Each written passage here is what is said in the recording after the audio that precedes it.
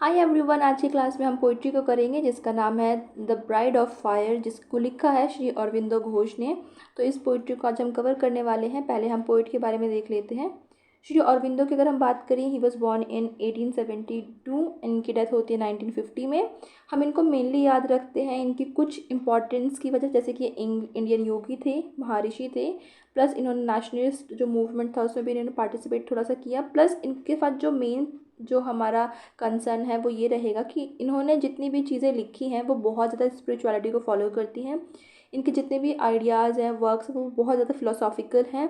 आपकी लाइफ के ऊपर चीज़ें बता रहे होते हैं, फिलोसॉफिकल इन नेचर, आपकी लाइफ के ऊपर स्पिरिचुअलिटी है। इन्होंने योगा के ऊपर बहुत इंपॉर्टेंट एक वर्क भी लिखा है जो हम शायद ना भी करें, आपके कोर्स में आई थिंक वो नहीं है, बट वो बहुत इंपॉर्टेंट है। इनके कुछ मेन मेन वर्क जैसे कि द लाइफ ऑफ डिवाइन है, सावित्री है, या फिर ऐसेज इन्होंने कुछ लिखे हैं गीता के ऊपर। तो अभी हमारी जो पोइट्री हम उसको शुरू करते हैं। पोइट्री आपकी बहुत ही छोटी सी है, आपके 4 स्टैंजा में पोइट्री रहेगी, 4 लाइन इसमें ईच है। तो स्टार्ट करते हैं। तो पोइट्री बहुत ही सिंपल है, बस आपको ये याद रखना है जो मैंने आपको बात बोली कि पोएम क्या चीज़ है।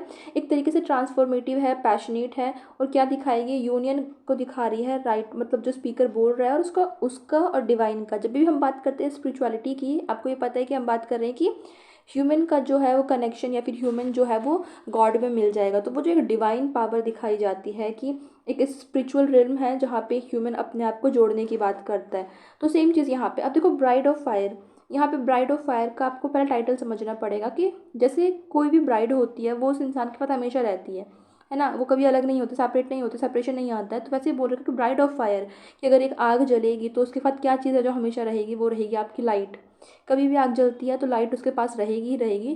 तो ये ब्राइड जो है वो लाइट के लिए बोला गया है, और इन अ वे ये, क्योंकि मेटाफोरिकल वे भी है, तो इसको हम दिखा सकते हैं कि स्पिरिचुअलिटी के लिए फॉलो कर रही है, स्पिरिचुअलिटी की बात कर रही है। फर्स्ट स्टैंजा की फर्स्ट लाइन क्या बोलती है, द ब्राइड ऑफ फायर, कि जो फायर है, आग की जो ब्राइड है उसको बोल रहे हैं स्पीकर, जो सीधे उनको डायरेक्ट कहीं ना कहीं एड्रेस कर रहे हैं। क्लैस्प मी नाउ क्लोज, कि मुझे अपने आप में जकड़ लो, क्लोज कर लो मुझे अपने आप से। The bride of the fire, directly उसे एड्रेस कर रहे हैं, उस लाइट को एड्रेस कर रहे हैं कि तुम मुझे अपने आप अपने पास में कसकर क्लास्प कर लो, आप पकड़ लो। और ये किसको, जो ब्राइड ऑफ द फायर है, मतलब कि वो जो आग की जो रोशनी है, जो लाइट है, उसको कह रहे हैं। I have shed the bloom of the earthly roses, I have slain desire. तो ये क्या कह रहे हैं कि उन्होंने ये तो बात बोल दी कि मुझे तुम पकड़ लो, मुझे अपने पास रख लो, क्लोज रख लो, लेकिन ये क्यों? क्योंकि हर इंसान तो स्पिरिचुअल नहीं हो सकता, हर इंसान तो गॉड से कनेक्ट नहीं हो सकता है। तो वो क्या कह रहे हैं कि मुझे इसलिए, मेरा रीज़न इसलिए है कि मेरे को ही तुम क्लास्प करो, क्योंकि I have shed the bloom of the earthly rose. Earthly rose मतलब जो भी आपकी जो अर्थली चीज़ें हैं, जैसे कि आपकी अर्थली डिज़ायर हो गई, आपका अर्थ में कनेक्शन हो गया, जितनी भी मटेरियलिस्टिक चीज़ें हो गई जो एक इंसान को जकड़ कर रखती हैं नीचे तक, कि उनको कभी उठने नहीं देती हैं। तो उनकी बात हो रही है कि अर्थली रोजेज़, कि मैंने उन सब चीज़ों को छोड़ दिया है। आई हैव स्लेन डिज़ायर, मैंने अपनी जितनी भी इच्छाएं थी, डिज़ायर थी, सबको स्ले कर दिया है, ख़त्म कर दिया है, मार दिया है। आई होप इतनी बात क्लियर होती है। नेक्स्ट स्टैंजा आता है। नेक्स्ट स्टैंजा में वो क्या बोलते हैं, ब्यूटी ऑफ द लाइट। अब वो लाइट की ब्यूटी की बात कर रहे हैं।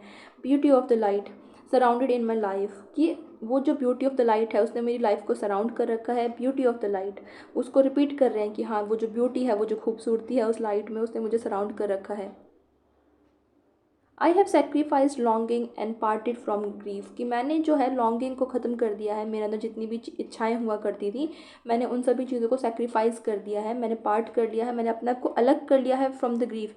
देखो, यहाँ पे जब बात होती है कि आप स्पिरिचुअलिटी की बात कर रहे हो and you want to connect with the God, तो आप यहाँ पे सिर्फ इसकी बात नहीं करते हो कि आपने जितनी भी अर्थली प्लेजर्स थे उनको छोड़ दिया है, आपने हर एक चीज़ को छोड़ दिया है। हम बोलते हैं ना कि मोह माया से ख़त्म हो गया उसका रिश्ता।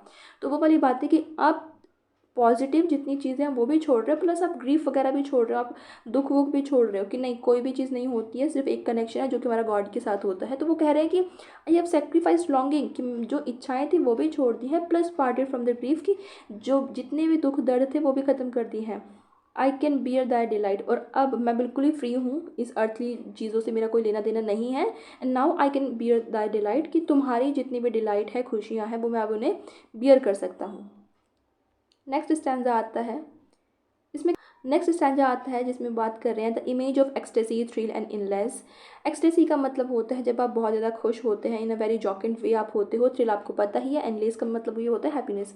तो वो उसको डायरेक्टली एड्रेस कर रहे हैं कि वो क्या है, वो जो ब्राइड है, वो जो लाइट है, उसको कह रहे हैं कि तुम क्या हो, वो ऐसी चीज़ों की एक्सटेसी देती है, खुशियाँ देती है, थ्रिल देती है, एंडलेस देती है, इमेज ऑफ ब्लिस, कि जितनी भी खुशियाँ हैं तुम सभी का एक तरीके से इमेज हो, हर एक चीज़ जो है वो तुम ही हो। I would see only the marvellous face, कि मैं सिर्फ तुम्हारे ही मार्वलस फेस को देख रहा हूँ। कि मार्वलस होते हैं ना, आप बहुत ही मैग्निफिसेंट है, और दाई का मतलब होता है योर, क्योंकि पहले आर्काइक लैंग्वेज यूज़ होती थी, उसमें दाई को मतलब योर की बात हो रही है। फील ओनली दाई किस, कि मैं क्या हूँ, मैं क्या चाहता हूँ कि मैं सिर्फ तुम्हारा फेस देखूँ, मैं सिर्फ तुम्हारी उस किस को कहीं ना कहीं फील करूँ, तो और कोई चीज़ें नहीं है मेरे पास। अब मेरे पास कोई लॉन्गिंग नहीं बची है, जितनी भी चीज़ें हैं somehow they are connected with the light, वो उसी लाइट से कनेक्टेड हैं, उसी स्पिरिचुअलिटी से कनेक्टेड हैं, और वो उसी की बात करते हैं। लास्ट स्टैंजा आता है, इसमें वो क्या बोल रहे हैं, voice of infinity. Last stanza आता है, वो क्या बोलते हैं, वॉइस ऑफ इन्फिनिटी, कि तुम क्या हो, तुम वॉइस हो। इन्फिनिटी मतलब होता है जो कभी कभी ख़त्म नहीं होगी वो चीज़, तो तुम वॉइस हो इन्फिनिटी की, जो कभी ख़त्म नहीं होगी, वॉइस इन माई हार्ट, क्योंकि दिल की आवाज़ कभी ख़त्म नहीं होगी, कोई नॉर्मल आवाज़ है वो ख़त्म हो जाएगी, लेकिन वो कहते हैं कि तुम तो वो आवाज़ हो जो इन्फिनिटी की आवाज़ हो, और वो इन्फिनिटी की आवाज़ कैसी है, मेरे दिल के अंदर है। Call of the one, call of the one मतलब गॉड की बात यहाँ पे हो रही है, कि तुम उनकी आवाज़ हो, तुम इन्फिनिटी की आवाज़ हो, तुम्हारी जो आवाज़ है मेरे दिल के अंदर भी है, और तुम भगवान की आवाज़ हो। स्टैम्प देयर दाई रेडियंस, कि तुम हर जगह अपनी रेडियंस फैलाना, जितनी भी चमक होती है वो फैलाना।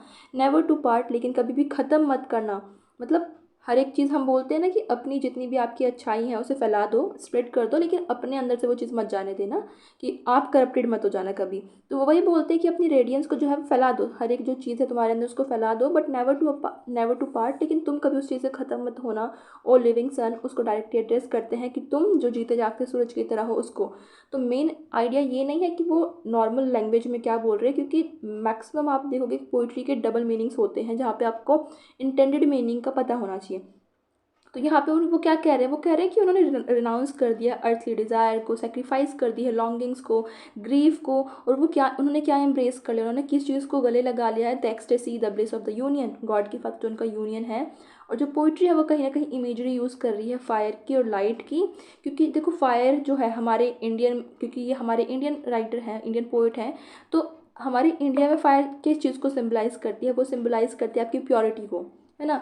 शादियाँ भी होती हैं तो आग के साथ हमारे इसमें होती है कि आग जलाने के बाद होती है, फेरे होते हैं, क्योंकि हम आग को कहीं ना कहीं प्योरीफाई मानते हैं कि वो सबसे ज़्यादा सेक्रेट चीज़ है, पायस चीज़ है, तो उसका आपको यहाँ पे देखना है।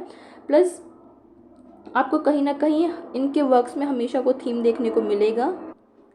हमने लास्ट क्लास में भी इनकी पोइट्री करी थी आर्टरी, उसमें भी आपने देखा था वो सेम बात कर रहे हैं ना, कि जो पेड़ है वो बिल्कुल इंसान की बॉडी की तरह है, कि जड़ों ने नीचे पकड़ रखा है, अर्थली जो चीज़ें हम उसमें फंसे हुए हैं, लेकिन हमारा जो सोल है वो ऊपर जाना चाहता है, ट्रांसेंड करना चाहता है, भगवान के पास मिलना चाहता है, तो वो स्पिरिचुअलिटी की बात उनके हर एक पोइट्री में मिलेगी।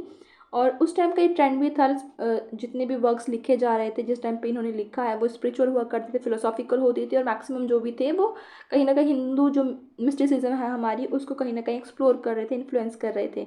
तो वही चीज़ आपको यहाँ पे देखने को मिलती है। पोइट्री बहुत ही छोटी सी थी, सिंपल सी थी, लेकिन मीनिंग इसका डीप है कि if you want to connect with the God, आपको हर एक चीज़ छोड़नी पड़ेगी, आपको रिनाउंसिएशन करना पड़ेगा, आपको अर्थली प्लेजर को छोड़ के जाना पड़ेगा, वो चीज़ यहाँ पे वो सिंपली बोलते हैं।